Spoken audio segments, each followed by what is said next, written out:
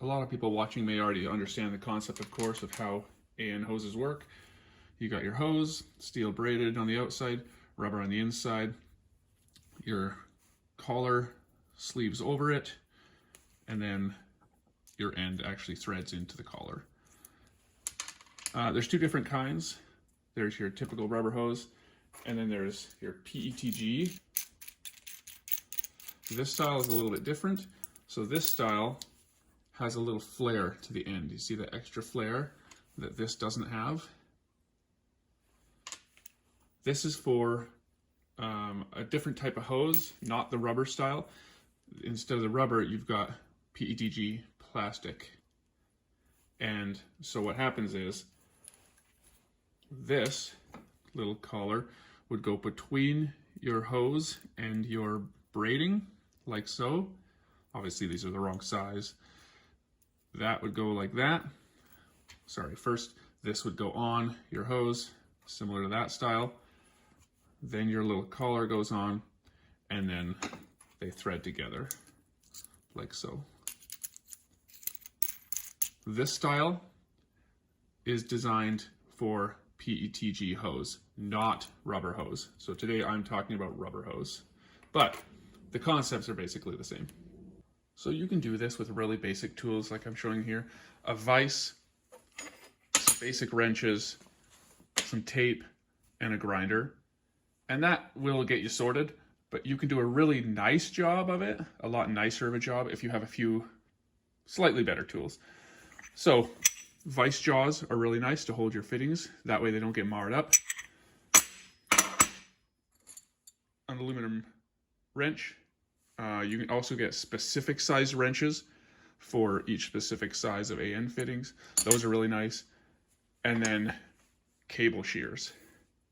Cable shears will do a way better job and way nicer job than a grinder.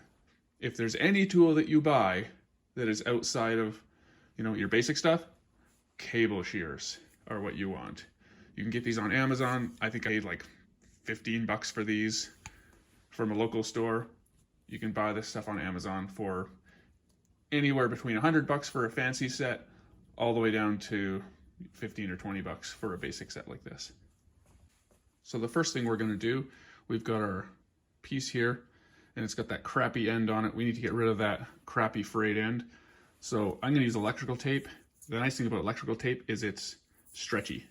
So I'm going to wrap right there and pull it as tight as I can. Ooh. One wrap should do it. So it's nice and tight. Now I'm going to show you with the grinder first, and then I'll show you the cable shears.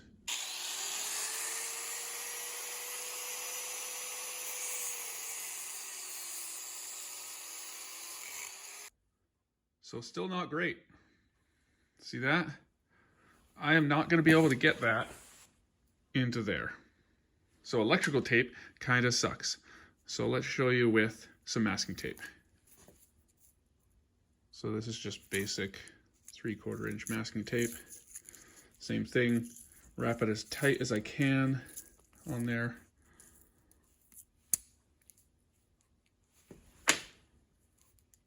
So as the electrical tape heats up from the grinder, the electrical tape can then get soft and expand. This won't do that, so let's see what happens.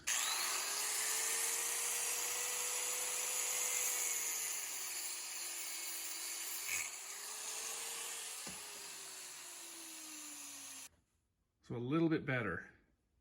You can still see it has a bit of a flare to it, and the steel braiding wants to expand, but it's better than the electrical tape. But still, I could make that work, but I'm gonna have to fight that in there. Especially if I peel that tape off, right? You can still see that's not gonna go in there very nicely. Another thing is the grinder kind of wants to grab that rubber, which of course is kind of pulling it and stuff, and then you don't get a nice cut. It also, fills your hose with a bunch of grinder dust or rubber dust there. It's just kind of messy. It's not great. So let's try again. We've got another piece here. It's got that crappy frayed end on it that we need to get rid of. Let's try the shears and let's start by trying electrical tape. And then we'll try the masking tape, and then we'll actually try no tape. See what happens. Okay, so there's our electrical tape on there, nice and tight. We've got our shears. I like to do this on the bench and kind of leverage it against the bench.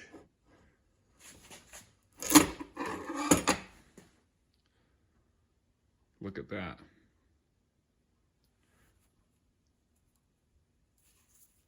So I can take the tape off. If I can find the end, there it is. Look at that. If the camera will focus. Okay, we'll try the same thing with masking tape, which is not going to be able to wrap as hard as the electrical tape because of course it's not as stretchy. Try the same thing.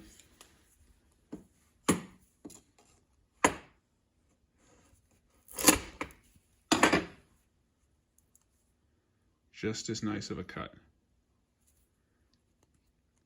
And I can take my tape off. Nothing really frays. It's beautiful.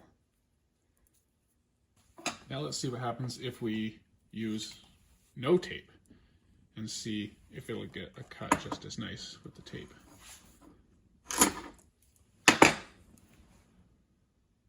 Look at that. No tape. And the cut is just as nice. Maybe a tiny bit better with the tape, but almost not noticeable. So now we can take our end and carefully weasel it into there, bottom it out, and now a little bit of WD-40 or penetrating lube, just so it's not doing it dry. Then we're going to take our other end and just kind of fit them together by hand.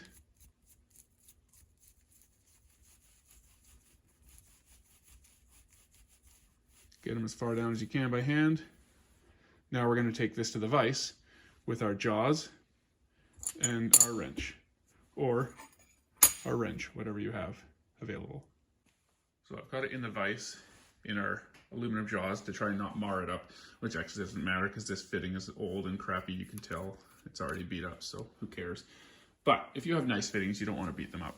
So then with a basic wrench, I can then spin that, and you just simply spin it down till it bottoms out. Or if you've got your fancier wrench, same thing. The camera's in the way a bit.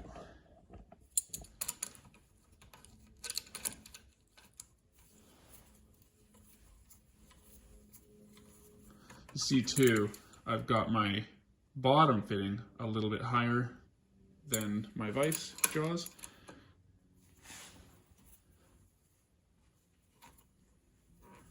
So it gets tighter as you get down there. So it wants to stop there. And I'm going to give it one more little tweak just to square it up with the base. There we go.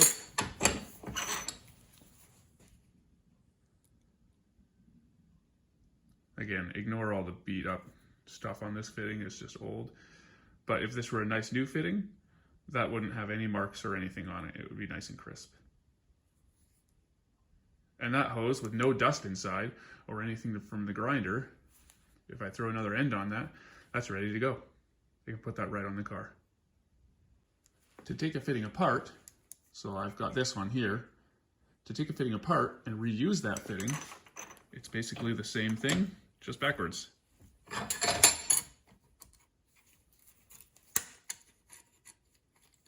It's nicer to have the wrench set that's kind of exacting for each style or size of fitting. This one's a little bit cheap and Chinese, but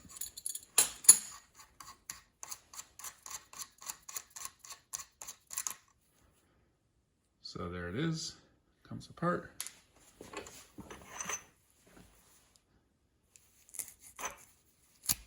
And it simply slides off. I hope this video helped in showing the method and kind of how steel braided AN lines work and how they go together, and how to make your life easier. You can do this with basic tools, like a lot of things, but to have a little bit nicer tools can just make your life way easier. Good luck.